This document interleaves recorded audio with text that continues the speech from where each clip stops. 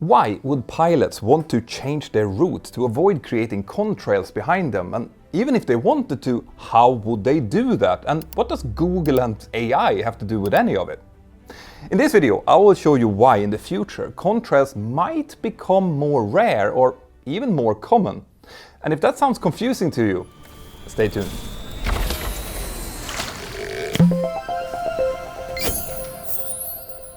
For several years now, the contrails that airliners sometimes leave behind them have been getting a lot of attention, but usually for the very wrong reasons. I've always thought contrails were fascinating, but I want you to know if they also are frightening. Now, apart from those streaks across the sky, which we all know, there are actually several other situations where aircraft can also momentarily create visible clouds. One of them that you can often see as a passenger is condensation forming above the wing. This is something that usually happens at low speeds of the upper side of the wing or from the edges of the flaps or the winglets. And that happens because of the formation of a low pressure area on top of the wing and vortexes that's forming from the winglets or the flaps. On very humid days, when the atmosphere is already close to getting saturated or becoming foggy, the momentarily drop of pressure that these phenomena create can momentarily also push the air beyond the dew point and therefore cause water vapor to start forming. This creates visible clouds, which sometimes look like they're hanging over the wing as the aircraft comes into land. But this vapor doesn't travel forward with the aircraft, even though you can sometimes see more persistent cloud streak hanging behind the wings, since the vortexes created from the flaps or winglets can keep the pressure low for a bit longer. You can sometimes also see the air fogging up in front of the fan of jet engines, usually during takeoff, because of a very similar reason. The engine is creating a low pressure there just as the air is being drawn in. But this doesn't just happen at low speeds. A similar, but probably a little bit more impressive phenomenon is called a vapor cone, which can sometimes be seen during air shows when fighter jets fly by at high speed. This is a slightly more complex phenomenon, but it also has to do with the way that air pressure and temperature drops around the aircraft's body as it rips through the air at transonic speeds. Now, these impressive phenomena don't really have a lot in common with high-altitude contrails, other than the fact that water molecules are involved in both cases, obviously. Of course, this doesn't stop some conspiracy theories from linking the two together, talking about how the pilots probably forgot to turn off the chemtrails before coming into land. Like if they're actually spraying something in the sky, they live here too. Like what are they spraying themselves?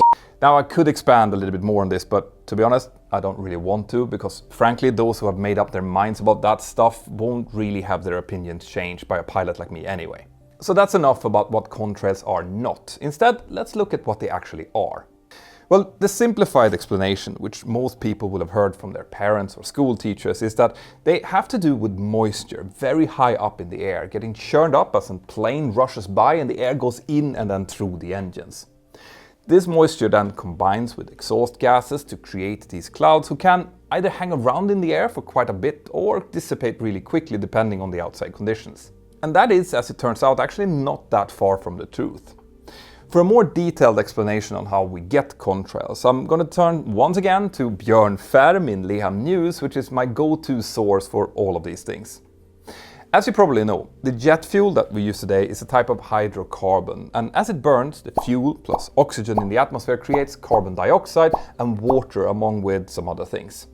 Now, to make this water hang around in the atmosphere in the form of a cirrus cloud, we also need some more particles. These particles are properly called condensation nuclei and can cause water vapor to condensate, in other words to change from vapor to liquid form, and then freeze, which is what you see in the sky in the form of those nice sleek cirrus clouds that we all know.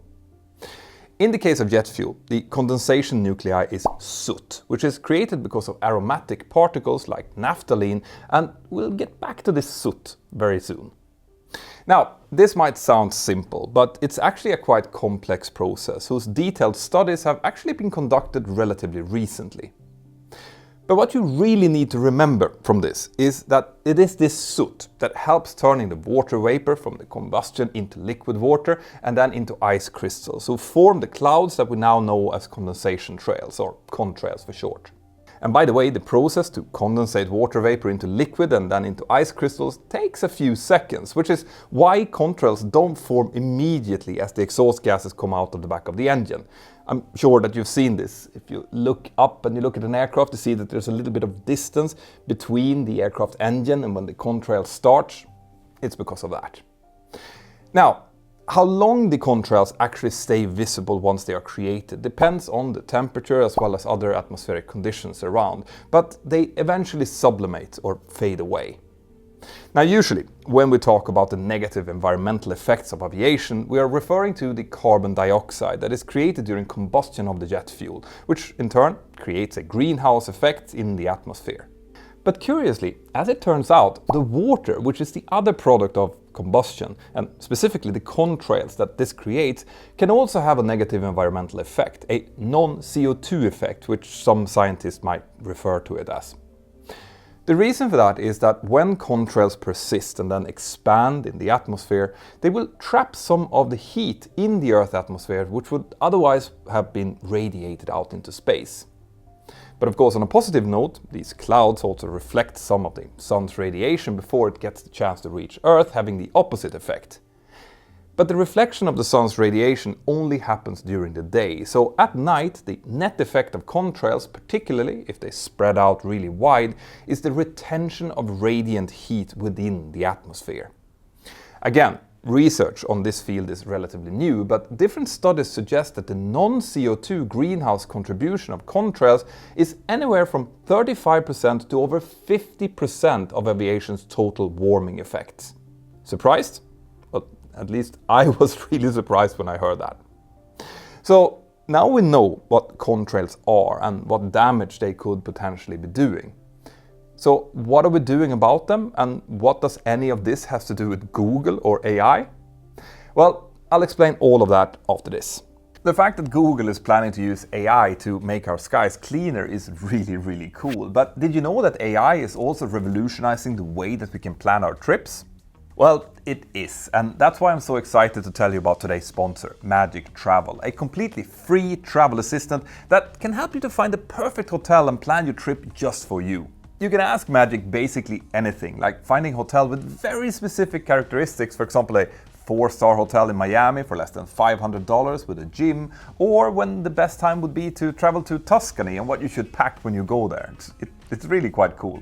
Magic will give you several options to choose from, including honest reviews, both positive and negative, and it can also help you to create a trip itinerary just for you, including must-see attractions, transportation routes to get there, and other really handy stuff. And if you don't like something it suggests, well then you just tell Magic to change it. I am going to Dubai this Friday, and Magic has already helped me to find cool new things that I didn't see last time I was there. It's like having your own full-time travel expert in your pocket. So use the link here in the description to try them out for yourself. It's completely free to use. Thank you, Magic Travel. Now back to the video. So if around half the potential damage that aviation poses to the environment has to do with contrails, well then, what if we found a way of knowing both where contrails would be more likely to form and where they were likely to stay up for a longer time? Well then maybe we could plan our flights to avoid these areas and then mitigate those effects. This is the question that Google has been working on lately. Conceptually, it's actually a quite simple idea. We already have weather forecasting, including en route weather information for what type of conditions that we might encounter at flights in high altitude. So if all we need to do is add some more information into these forecasts in order to help us identify atmospheric layers with higher humidity levels, and then we could avoid those layers, well then we could reduce the net greenhouse effect of aviation overnight, right? Well, maybe not surprisingly, there are a couple of problems with making this happen. The most obvious one that I can see as a pilot is that in terms of flight planning, it looks a little bit counterintuitive if doing something like that also would mean that we'll be flying longer routes.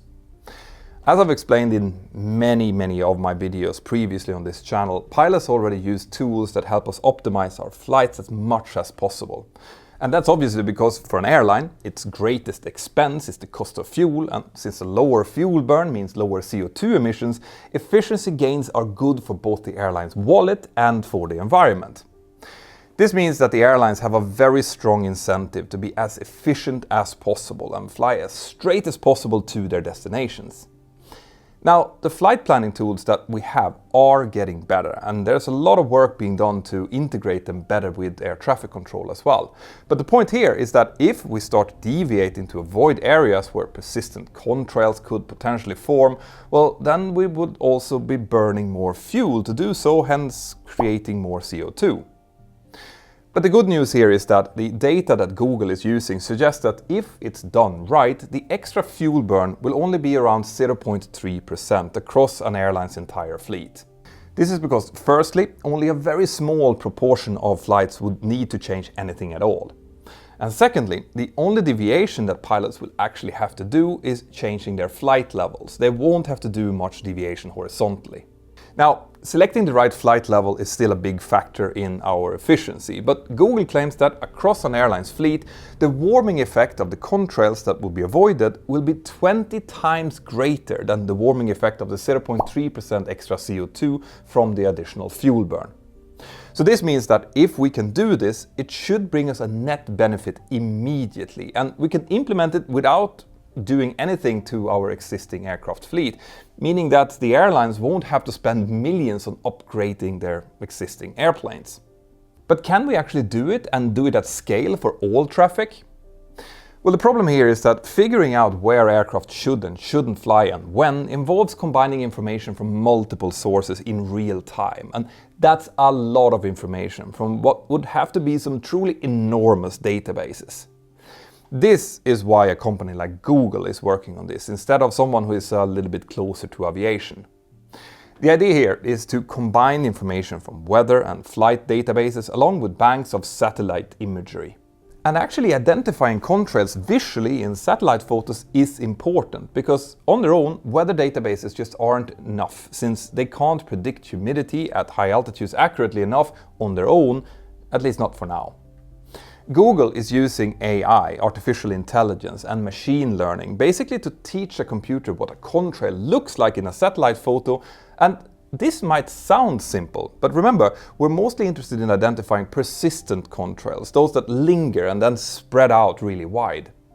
Now, some natural cirrus clouds can also get elongated enough to look similar to spread out contrails, and it's those clouds that are the ones that the algorithms will have to be able to filter out for the data to be reliable.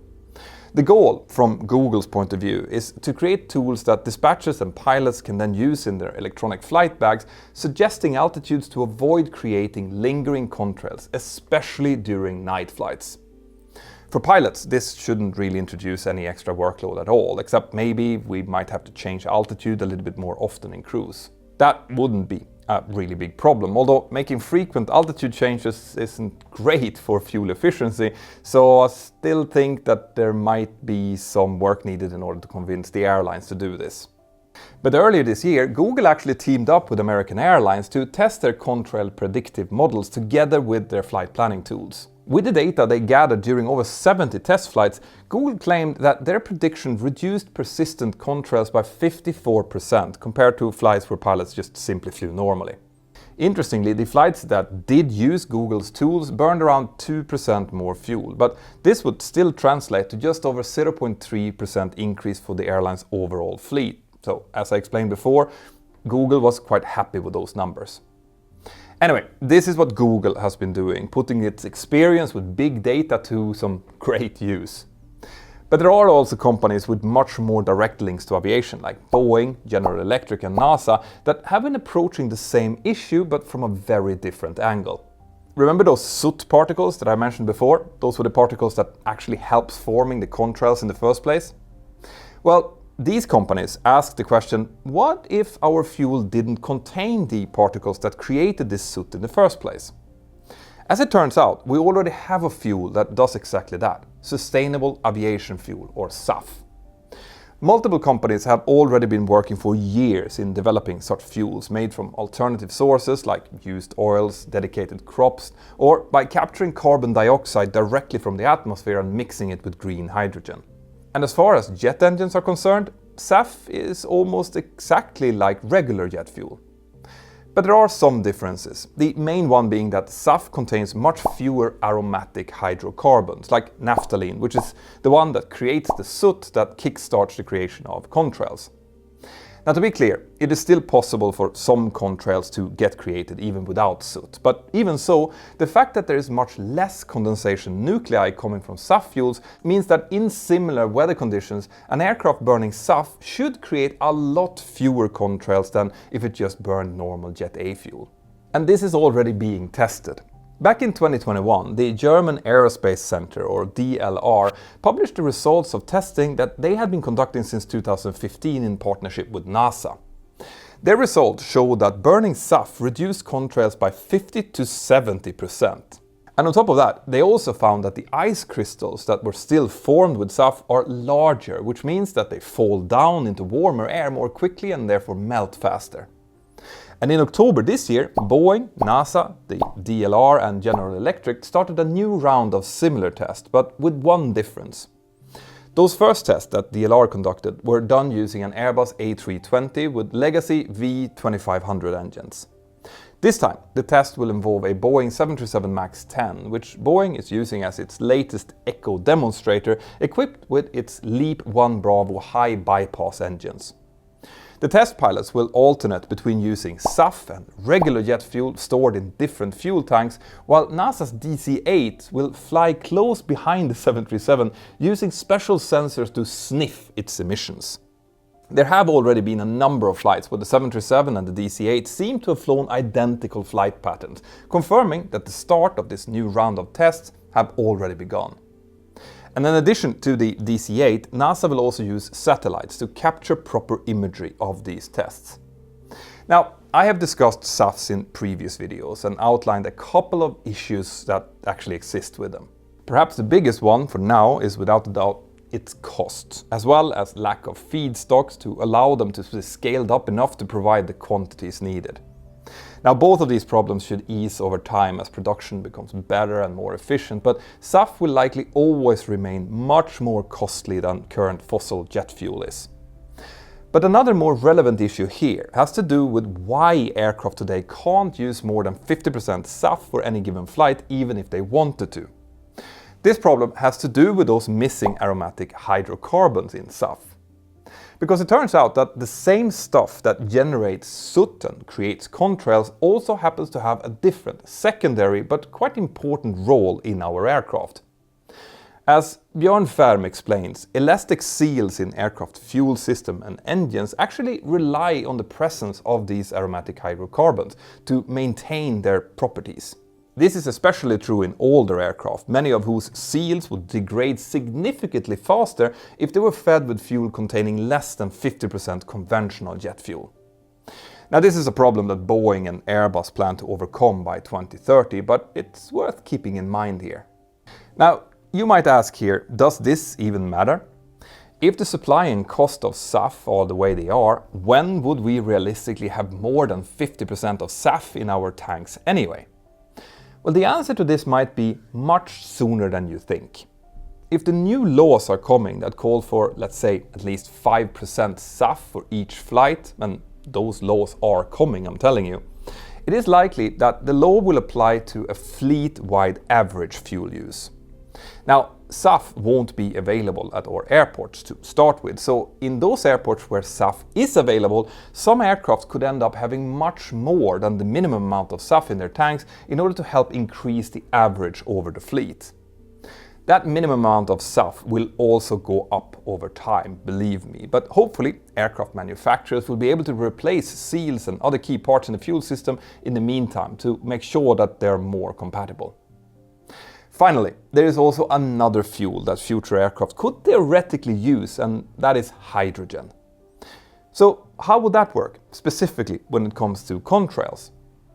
Well, here the answer is a lot less clear. For one thing, we broadly have two different types of hydrogen propulsion system, either hydrogen fuel cells and hydrogen combustion. Now, hydrogen fuel cells basically turn hydrogen into electricity, which would then be used to run electric motors. The rest product from that will be heat and water, but not water vapor, so they shouldn't generate any contrails, or at least not in the same way. I'm guessing that the excess water would have to be dumped overboard at some times, but that could be controlled. But on the other hand, hydrogen combustion, would basically involve a jet engine that burns hydrogen instead of normal jet fuel. And a hydrogen burning jet engine would produce 2.6 times more water than the same engine would if it was just burning normal jet fuel. Now this sounds pretty bad, I know, but remember, this engine would produce no soot and obviously no CO2 either, and the lack of soot would limit the amount of contrails produced. Plus again, the contrails that would be formed with an engine like that would likely form larger crystals that would drop and melt faster, similar to SAF crystals. But this is all theory. We won't really know how the lack of soot balances out with the extra amount of water until we have done some proper flight testing. And to get that testing done, it means that we don't just need someone to run a jet engine on hydrogen. We've already done that. We also need someone to fly that engine at cruise altitude to see how it behaves in the right air pressure and temperature where the contrails would normally exist. And that is exactly what Airbus is preparing to do soon, using its Zero-E hydrogen combustion demonstrator. That aircraft is an Airbus A380 that will have a smaller fifth engine mounted on the upper rear section of the fuselage. The engine used will be an adapted hydrogen-driven General Electric Passport engine. It's a type that you would normally see on a business jet, and I, for one, am really looking forward to see what those tests will show. But in any case, scaling up SAF or introducing hydrogen for airliners will take many years, and until that happens, we will have to see how existing projects and maybe improved high-altitude weather prediction models can help us avoid the creation of contrails and therefore minimize the impact of aviation. And the recent push that we've seen with AI and similar data crunching technologies mean that this soon could be a reality, and I am really hoping that it will be. It's exactly this kind of smart, thinking outside of the box solutions that we need right now. Now, how many of you actually knew that contrails even was such a big thing? Let me know what you think about all of this in the comments below, and make sure that you have subscribed to the channel to learn more like this. You can also support my team and I by joining our lovely Patreon crew, sending a super thanks, or maybe even buying a t-shirt. Have an absolutely fantastic day, and I'll see you next time. Bye-bye.